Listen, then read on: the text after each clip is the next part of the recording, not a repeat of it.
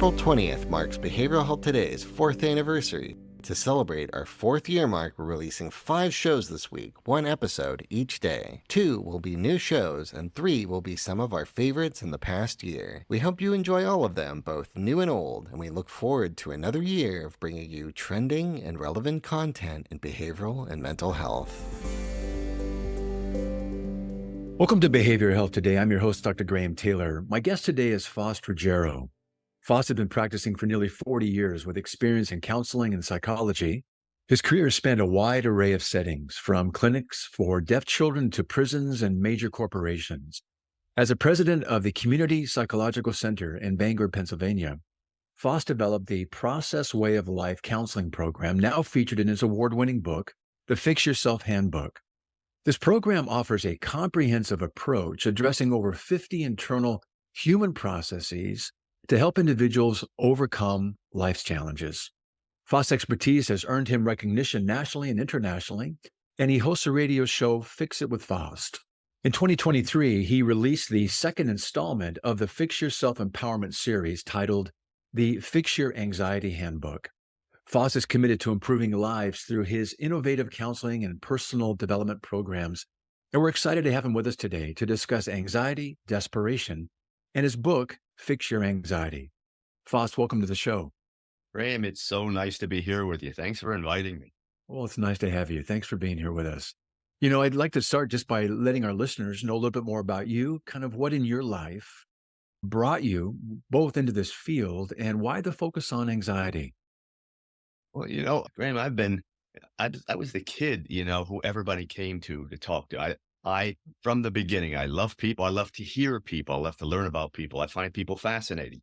So, right through high school, that was, just part of the picture. So I knew at that point I was going into psychology. So did that, went in, college and grad school and the whole deal, and came out and began diversifying things.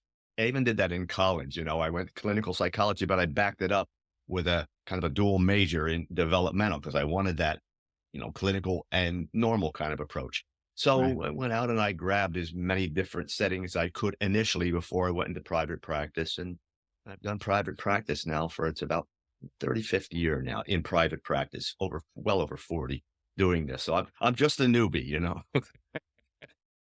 That's really good. I think this is a wonderful field. And I think that a lot of folks come into it realizing that, hey, I've got a way with people, I've got a heart for people, and I've got the ability to be curious and interested in who they are. And if I can do that, maybe I can help them uncover some things that in their lives, maybe they haven't got a full understanding of or handle on yet. You have focused in a number of areas, and I love, the book's approach on, taking a look at these internal things that we actually can control. Why the emphasis in anxiety, have you found? What's been interesting in that for you?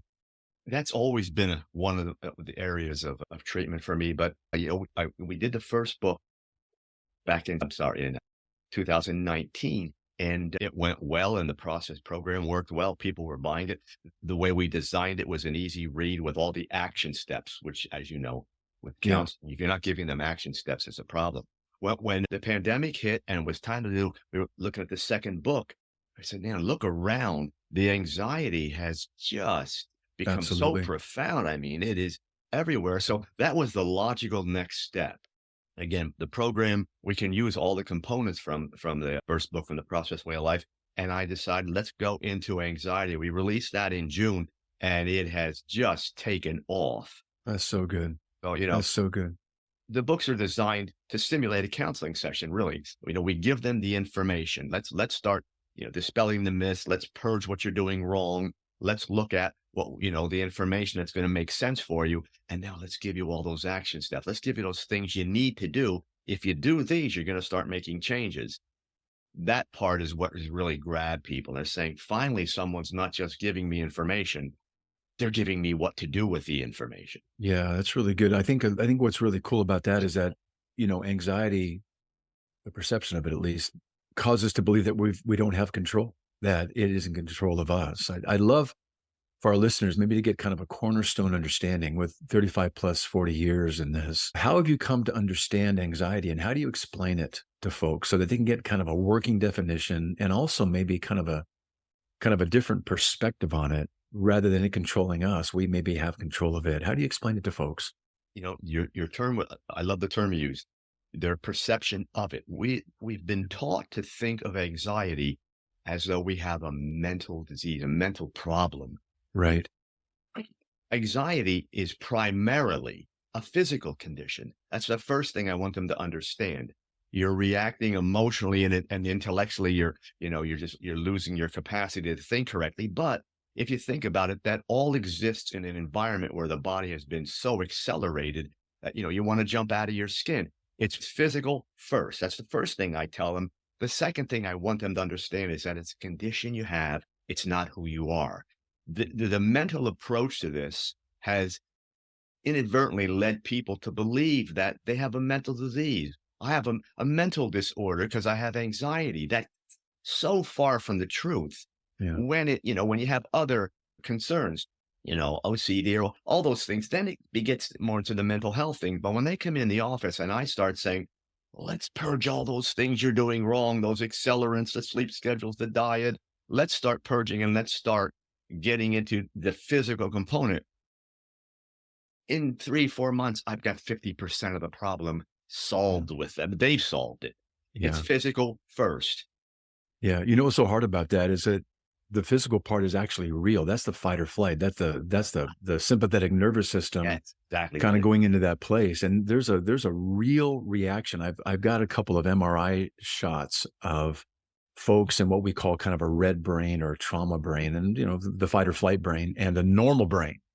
And it is literally the whole brain in that anxiety state, that fight or flight, it is lit up. And you say to people, well, just calm down. It's not that bad. In their brain, is. it is that real and it is that bad. And usually under anxiety, panic, that kind of thing, people think they're going to go crazy or they're going to lose their minds or they're going to die. Exactly. And it is a frightening, frightening experience when you don't know what it is. And you begin to pair this belief that I haven't got control of this. It's got control of me. And I'm only as good until the next anxiety attack. And I'm at risk, or I'm at the mercy of the next one that comes. And I wonder when it's going to become. And then what happens is we get afraid of the fear, don't we? We fear the fear of it happening again. And it's an awful cycle to be in, and they feel powerless. It is. And if you look at those MRIs, people think, oh, when I get that anxiety attack or whatever, that's when everything lights up.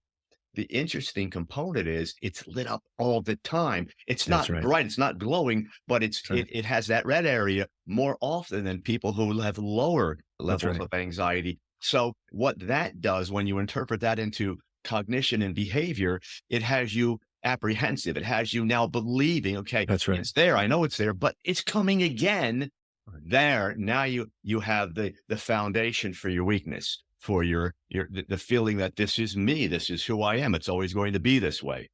That's really well put. It's almost like there's this perpetual kindling that's right there. And this almost takes a little bit of a spark to get certain things going, and certain things can trigger it. And actually, a lot of times people, are looking for the it that triggers it, but they're oftentimes it's what they don't exactly. You're nodding your head. No, it doesn't require oftentimes, a precipitating event that kind of triggers that off. It can just go. So let's go down just a little bit deeper. I love the way you're framing this. And I think what you're looking to do is to help folks see that a large part of anxiety, while there is a physical piece to it for sure, because there's a physiological reaction, the fight or flight kicks off, our sympathetic nervous system having sympathy over those moments, get us geared up for a perception of a threat that we believe we have to kind of manage in that moment. What do you do then to help folks understand that this is a perception here, that you can actually, if you can understand this better, you can begin to demystify it and regain some control? Talk about that process, would you? You know what? I contrasted this condition with diseases people have, cancer and Lou Gehrig's disease. Those people have that. One of the two things they do doing that is different. First of all, they champion their fight against it. Yes. They make it public. And the second thing they do is they say, I'm fighting that demon, that thing. We don't do that with anxiety. No. We own it. We make it Right. part of who we are. Therefore, no matter what we do, we're fighting ourselves. That's So so good. nothing is ever going to be successful because you have internal collateral damage all the time. So you externalize that fight. I externalize it. I called it Yeah. the anxiety demon that has invaded your body, and we need to fight the demon. Right. All of a sudden, and I saw this in my practice, people were saying, I never thought of it that way. Right. I'm beating me up every time I beat the demon up, if you will. I said, Right. we're gonna, look at this as that disease, so to speak, that it's invaded your body, just like everyone else. Stop keeping it secret. Stop putting the mask on and trying to convince people you don't have it. Hey, I got anxiety. This is what I have. I am going to beat it. Just like that cancer person says, I am coming through this. I'm going to be a cancer survivor. You're going to be an anxiety survivor. I have them approach it that way. World of difference in the way people deal with it. I think that's a really key start when you're externalizing it and also when you're depersonalizing it. This is not about who you are. It's maybe what's happened to you, or maybe there's something in your life that we can understand this around. And I was working with a lady this week and decades of anxiety. And after several sessions, we realized that there was such disappointment and hurt in her life early on. And there was no one in her family to help her understand what was going on in her life. There was nobody available. So what do we do when we don't have significant others to be there and go through hard times? We suppress everything. And we suppress hard, strong feelings. And as soon as those feelings of maybe just, sadness or loss or, fear begin to surface, what does one get? They become anxious. They become afraid. You have panic attacks because you haven't got the emotional muscle, the affective tolerance to manage that. It feels like it's going to become overwhelming. And now you got this anxiety attack. And so she's been having her anxiety treated for decades, literally. And we kind of stopped together. And I said, what if you're not anxious really? What if you're just afraid of some of the feelings that you've never been able to manage yourself with before? You've always been by yourself. What if we can learn to build some emotional muscle around some of these feelings that can get processed, that can be worked through? And the anxiety is just an indicator that you haven't got that emotional muscle yet. They're frightening. And now we've got a relationship and our work together. We can do this together. I would love to hear how you've seen people learn about maybe what they're really anxious about. What are some of the common causes of anxiety in the 4 decades that you've been doing this work? The first thing I do, like you do when they come into treatment, is I am here. You are no longer alone. What you said, that's Huge. invaluable. And along with you're not alone is I validate what you say. I know anxiety. I know what you're telling me. Everywhere you I go, believe you. I'm already there. I know Yeah. what's going to happen. And yes, you are right. Now they look and they say, okay, you know what that does? That takes the I am crazy statement out of their life. Yep. Yeah. Because that's what they start, what you start to believe, fight or flight, exaggerated levels of that have you feeling insane. I can't think. I got to run. Get me out of here. Yes. And then people have, of course, invalidated and said, oh, come on, get over it. Will you get over yourself? This is ridiculous. You're such a weakling. And what have you got to be anxious about? Right. Yeah. So we start there. Yeah. Once I validate, and now we have that connection, we're going to start with, look, the first thing I want you to understand is you're not going to stop this mentally yet. You're not there yet. I thought you won't get there. We're going to work on your physical part first. We're going to get this down. Now you want to start identifying some triggers as we do it. Mm-hmm. And we can do it physical first, or we can do it simultaneously, but we are going to, then we'll identify things. But I need you to understand you have a body that reacts. It's neurotransmitter production. It's all that kind of stuff. This is the statement that gets them all. I said, if you were diabetic, could you think your way into be able to eat as many carbs as you wanted to? Well, they say, no, that's ridiculous. I said, okay, it's physical, right? Yes. So is your anxiety, neurotransmitter production. And I explained the concept. Can you think your transmitters to now stimulate your brain more efficiently? No. I said, okay, we got to go physical first, right? Light bulbs. Yeah, we'll start there. Whether I'm right on target or not, I did something with them that no one has ever done. I gave them a concrete, an absolute starting place. We're going to start there, and then we're going to expand on it. And I'm going to be with you every step of the way.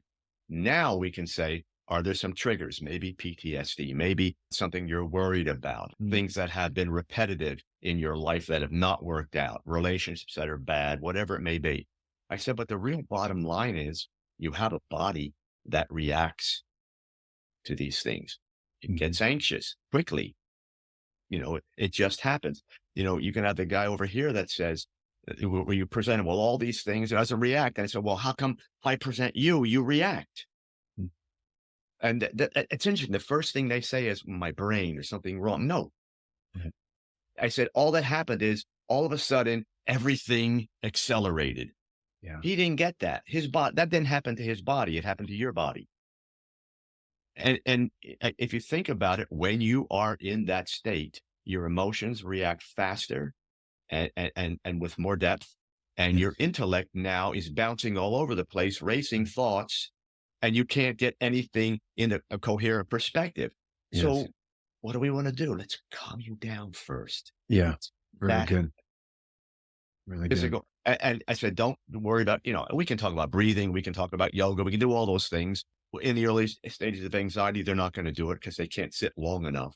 The breathing, we can get them to do, because that's, 8 seconds, maybe 3 times. You get less than a half a minute. Sit down for 20 minutes to meditate, not happening. So I get them to work on their breathing first. I get the accelerants out of their bodies. Mhm. You'd be surprised. Anxiety people and accelerants, they go hand in hand Yes. because it's almost like a speed addict. The more they do, the more they want to do, because the brain, it's that habit formation. It adapts to it and it wants to go with it, and it wants to make you act, efficiently in those situations. So I remove all those, everything. We systematically, slowly get them all out of their diet. And they come back and say, this is already feeling better. Exactly. Yeah. Who knew? Who'd have thunk it? Well, I like this, when we go into that fight or flight, we also know that those parts of our brain that we rely upon for self-soothing, self-modulation, the ability to think and rationalize and reason, they go offline. They do. They really do. And so right now, you're in a fight or flight, and you're seeing the world through this myopic straw, and that's all you see, and you're in a panic place. But what you're doing, I think, through your initial education and kind of orienting them to what's going on, truly you're reframing and you're right-sizing what this is and what it's not. Right. And allowing folks really to kind of get a sense of, really, that's what's going on. So it's not in me and it's not me. There's something I'm experiencing this, but it's not who I am. It's what's happening to me. Now, how do I then take it from there? Go ahead. So now what we do is I want them to understand the concept of energy management, Yeah, go with how it that. pertains to anxiety. So whatever you're doing with your brain or with your body, the energy is going to go where you're directing it. Right. If your anxiety is blooming here, and it's just now, you're going to try to think productive thoughts, organize, get things where they need to be. That's not where you're putting your anxiety. You're putting your energy into your anxiety. Yeah. Not into that beast, which is out there, into you as an anxiety person. You put your energy there. So your brain is saying, okay, that's where we're going. We're going there. Yeah. Oh, well, but now you're saying, well, let me think about how this occurred and what I can do to stop it. Your brain's not going there. You supplied it with no cognitive energy to make that happen. So we've got to get the body calmed down. So we begin that process. So the energy is not going into the acceleration. When you begin to comment like that, what are some of the strategies that really can be very helpful to folks? What are you seeing work best? It's interesting. I don't give them cognitive things. I give them behavioral things first. Yes. Okay. Because they're not, again, their brain's not able to do that yet. They will be. And some of those people become just, very efficient cognitive thinkers. But in the beginning, I'm going to say, I'm going to do 3 things. I'm going to ask you to breathe slower. I'm going to ask you to talk slower. And I'm going to ask you to reduce the volume in your speech. Now, those 3 things run counter to anxiety, but they also do something else. They put the brain in a position to focus on something in the moment that is decelerating in its presentation. And they come back, and I'll do this right in session. You're going fast. Slow down a minute. You're going fast. You're talking loud. I'm not in another room. I can hear you right here. Let's talk. But I talk this way all the time. That's just me. I said, no, no, that's your anxiety. Yes. That's what that beast is doing to you. So let's fight the anxiety demon here.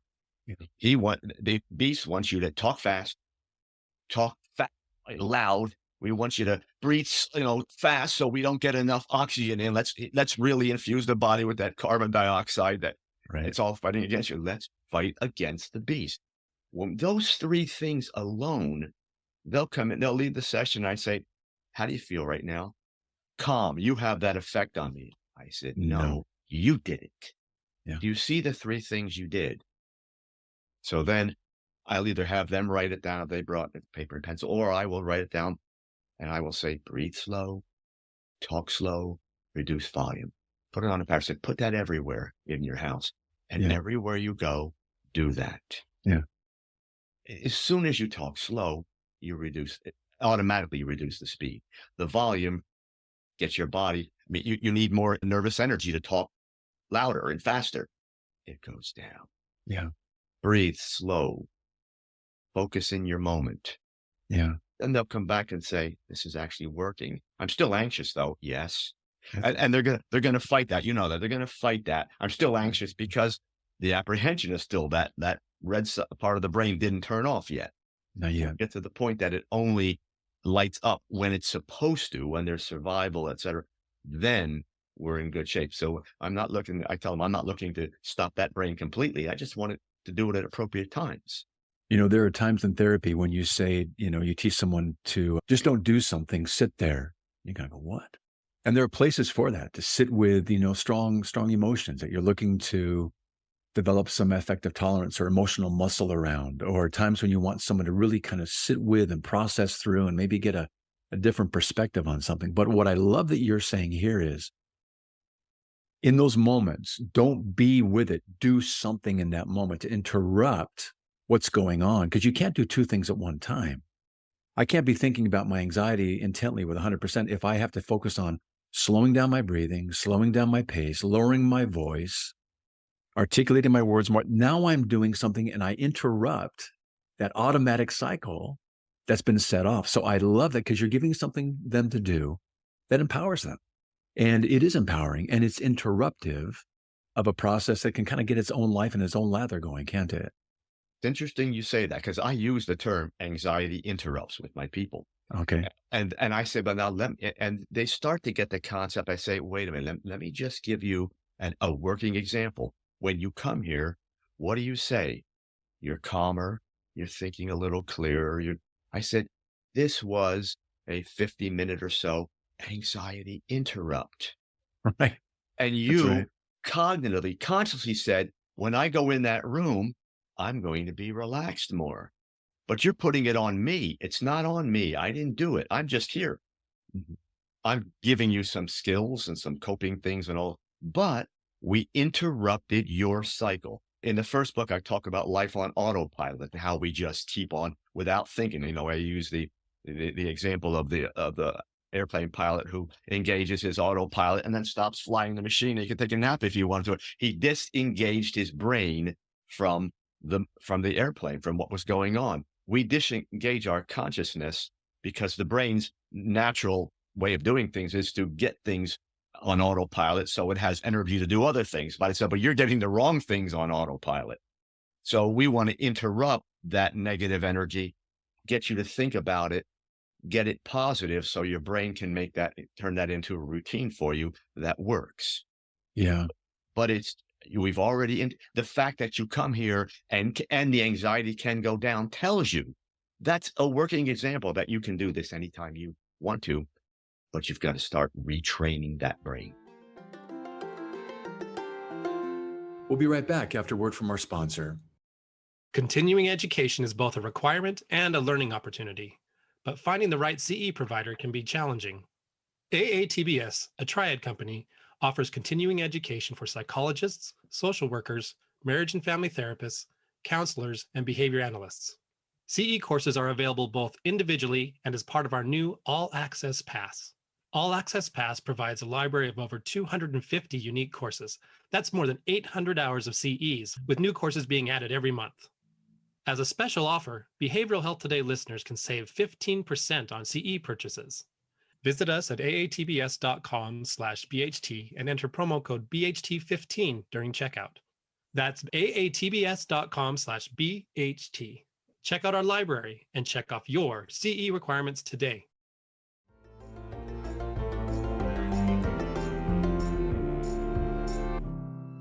Faust, once folks begin to retrain their brain and they begin to reclaim the control that they've actually had the access to all the time, they just didn't know it. It feels like they kind of lost that ability, and the perception of a threat and the perception I can't handle that and I'm at its mercy. You begin to kind of reframe, re-educate, right size in some really effective ways. Once they begin to do that, and they get kind of skilled in that process, and their life kind of gets back to being their life, and then again that gets reclaimed.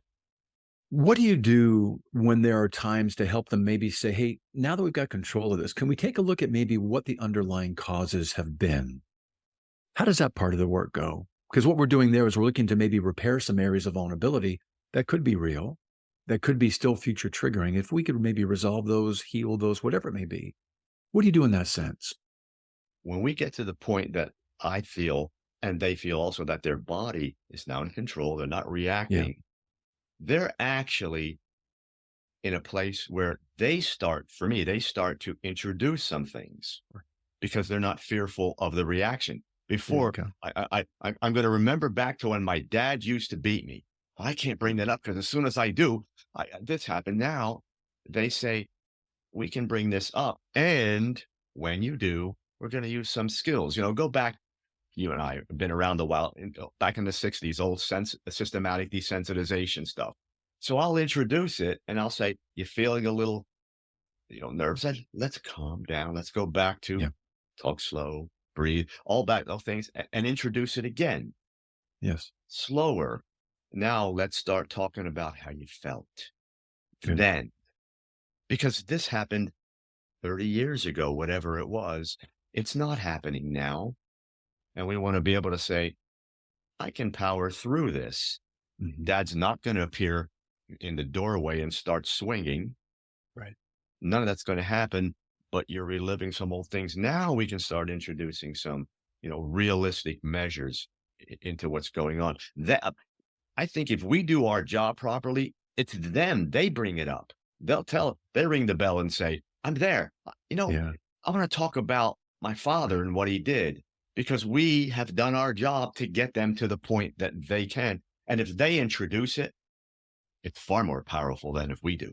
That's so good. What a fun process too, to watch those things. It's kind of the figure ground theory, isn't it? When those things that are of a figure in those moments are the things that are most pressing. Maybe it starts with the anxiety and the inability to really manage those moments. When you learn that skill, it kind of goes back down into the ground. And then the next issue comes up.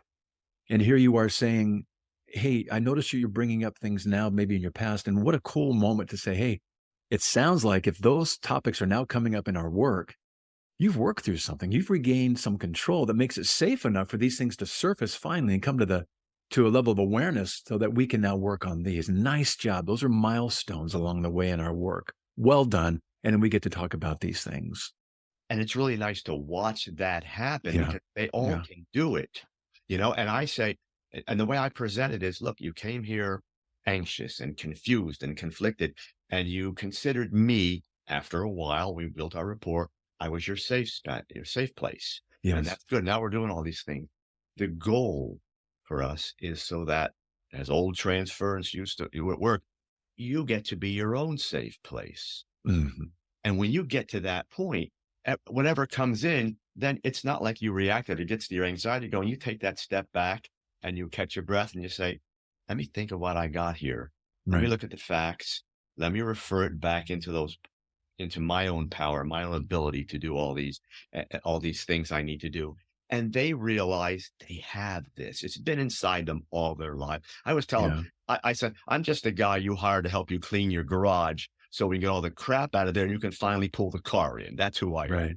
That's really good. What you're raising too earlier is this idea that when we go through traumas or difficult times early on, there literally is a process going on neurologically, like you were referring to. We lay down neural pathways around trauma. So that if I'm 48 and I'm going through something that's very traumatic and I have this really powerful reaction that almost seems disproportionate to the moment, but for me, it is real. It's because that neural pathway that got laid down at 8 years old, 4 decades ago, is actually what's firing.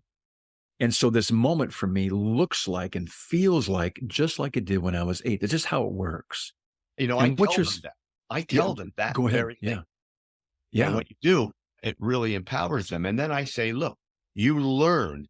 I said, first of all, let's back up and I say, your brain is not just this thinking thing. It's a Right. physical organ. So there are structural changes like those pathways Right. that develop. Now, they developed to cause you pain or to lead to pain.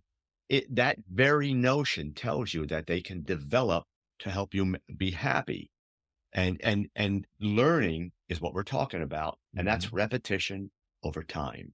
Really good. So Really good. when you fail, and you are going to fail next week because your pathways, not, the machete didn't cut down all the big Right. junk in the jungle. So we didn't get there yet. So yeah, you're going to trip and fall down, and this thing's going to come and look like it's going to bite you because you didn't clear the path. We're going to create a path, and Yeah. when we do, just from not using the old path, all the growth is going to grow in there, and that's not going to be usable anymore. Yeah. It'll The have beauty of memory, but that's all yeah. it'll be. It won't have it won't be something that can affect you. Yeah, that's beautiful. The beauty in that is that thank goodness for neuroplasticity, where we know that those things that fire together, rather wire together. But that old path, that was back when you were 8 or maybe a little bit, longer for a period of time. But that's not now. So every time it goes off, it literally goes down that path, but that's a false alarm. Mhm. And what you're saying here is don't attend to that false alarm. Instead, let's create some other neural pathways with the neuroplasticity as possible. And let's put some different endings on some very familiar beginnings. And let's actually test that paradigm that we're living under and with to say, hey, it feels this way, but it's really not this way. And if I can begin to kind of have those new neural pathways and I begin to fire differently, things are going to be wiring differently in a much more hopeful way. I love that approach, Faust. Well, I'll tell you what I do. It's interesting. I found that in the early years of counseling, that if I tried to get them to go in a direction that they weren't ready to go in, it was never going to work. So Okay. when that bell went off, so to speak, and they were going to go down that neural pathway that was going to hurt them, of course, their initial reaction was, "I can't go there." You know what I always said? Hey, Stop reacting to the bell and know that that's where you went. If you take a step or two in there, it's not the end of the world. Don't worry about have that bell. Let's turn that bell into a positive. yeah, Let ding. Okay, that's where I can go. However, I got a few steps already designed on this way. So even if I don't go down a new path, I'll just jump on that safe spot. So the yes, bell, and I actually, I have them put, make a sound if you must, say something, hit something. It went off. That's my cue not to go there and to yeah, go here. yeah, good. And so we turned that bell into something other than an anxiety provoking stimuli. We turned it into something that's good, something that feels good for them. The bell went off. That's where I used to go. I'm going over here now. I have And a every choice time they now. take that little bitty step, they say, Right. I did it. Right. I didn't go anywhere good, but that wasn't so strong. Why in Right. the world was it strong? Just what you said. I kept going down that path. I Right. kept I on kept reinforcing it. as was Yeah. real. It's a little bit like that, the country lane that the car goes down, the truck goes down over and over and over. It's got this very deeply rutted, very, basically the car can go down that lane almost by itself, without even having to steer, just so deeply entrenched. And you're talking about, man, where we can avoid those by being conscious of them, being educated the way you're educating people. And we can create new country path lanes that are much more healthy and give people back control. I know we're kind of winding down our time today. I'm so enjoying this conversation with you and all the things you're just highlighting, man. They're wonderful. Give me a sense of somebody that's gone through your program, has come back and said, hey, Faust, you gave me my life back, man. And I'm so appreciative. Give us just kind of a little bit of a pithy story here of a time that stands out.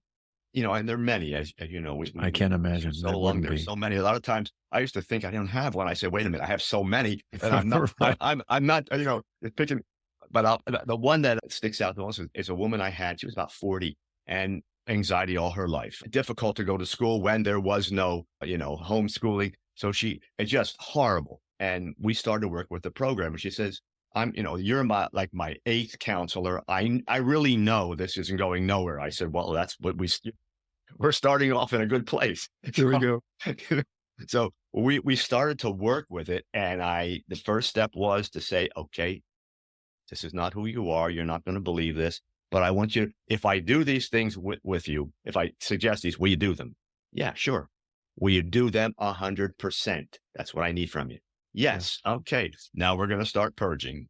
We went through her entire daily schedule for about a week, 7 days. Let me see it. I'll say we saw all the things that were contributing to it.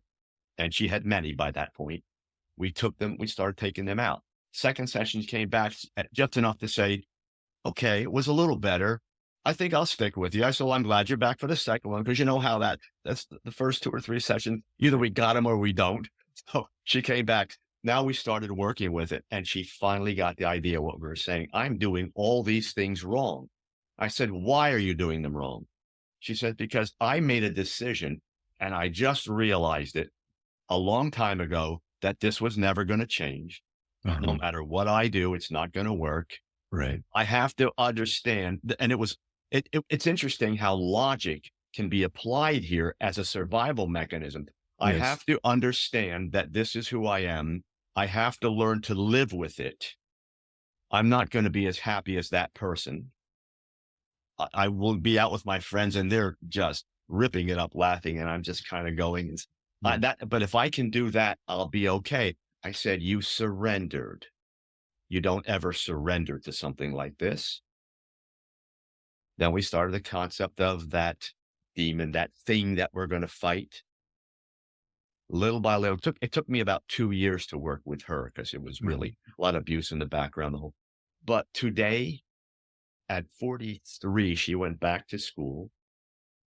She's counseling people today. I love it. Yeah, absolutely. And she called me up and said, I completed college, and in what? In psychology. I said, what are you going to do? Well, I got a job in, one of the local rehabs. Okay, but she went back part-time to graduate school. So now she's, in late 40s and came out with a master's degree. I said, you're going to get your LPC. You're going to go. Yeah, I'm a licensed practice. And now she's in private practice. And, she used all that old stuff and the way she changed her life. And now her story is out there, and she's doing that with people. And I've sent a few folks her way. I love that. Back and said, she's really doing great. So, you can be to the point where you think, I want to check out. But if you really work with this thing and do what you need to do, the horizon is bright. I mean, you have a whole life that can open up, because this is not who you are. What I love about that story is that this was this woman's intended life. This is what her potential and her abilities and gifts and talents were, but they were almost under this anxiety. And what you did, you freed her from the anxiety and you emancipated really her truest potential to surface, and to watch how then she takes this and she helps other people going through something really similar. Well, I love what you're doing, man. And I just love this approach. I love the way you think about it. And I love the way you give people back what's inherently theirs. I would love folks to be able to follow up with you after our show today, learn more about you, how to order your book. Give us some resources about you, would you? Yeah, sure. As I said, we started in 79. It's the Fix Yourself Empowerment Series. I've just finished book 3. So we have the Fix Yourself Handbook, which is kind of our flagship book, everything built from that. The Fix Your Anxiety Handbook was finished in June, and I already had the other one started. So next month we should publish the Fix Your Depression Handbook. As well as I do, one can follow the other. They can go hand in hand. So, a lot of people have both at the same time. So that'll come out in December. Everyone can find me on my website, www.faustruggiero.com. Everything about me in the books, excerpts from the books, everything is there. Contact link, and I do get back to people. It's there. So whatever people need, I'll be glad to help. That's really great. Well, Faust, it's been great to have you on the show. I've really, really enjoyed our time. What a fun dialogue back and forth. And I love what you're doing. And again, thanks for being with us today. Ray, thanks so much for inviting me. Yeah, had these. You do so many of these, but this particular one was good because I think we really went back and forth and kept expanding on things, and people got some real good ideas of some of the things they can do to get this started. So, from my heart, thanks a lot. It was a great time. It was a great interview. Well, mine right back at you. And I really enjoyed our time as well. And I hope folks really appreciate all that can be attained and all that can be reclaimed by the things that you're describing and laying out for us. And I think what we oftentimes look at as mental illnesses actually are very treatable conditions that come up. These are indicators that something's not quite right in our life and we can reclaim it. And what you're doing is giving people hope around that. So again, thank you so much. It's been great to be with you today. It has been a pleasure. Thank you. Thank you. Also want to thank you, our listeners, for dropping by and joining Faust and me today. It's always great to have you with us. I'd like to remind you that our episode today, as well as an archive of all of our other podcasts and resource materials, can be found on our webpage at triadhq.com/BHT. Thanks again for being with us, and we'll look forward to seeing you next time on Behavioral Health Today. Have those new neural pathways. Welcome to Behavioral Health Today. I'm your host, Dr. Graham Taylor. My guest today is Faust Ruggiero. Faust has been practicing for nearly 40 years with experience in counseling and psychology. His career has spanned a wide array of settings from clinics for deaf children to prisons and major corporations.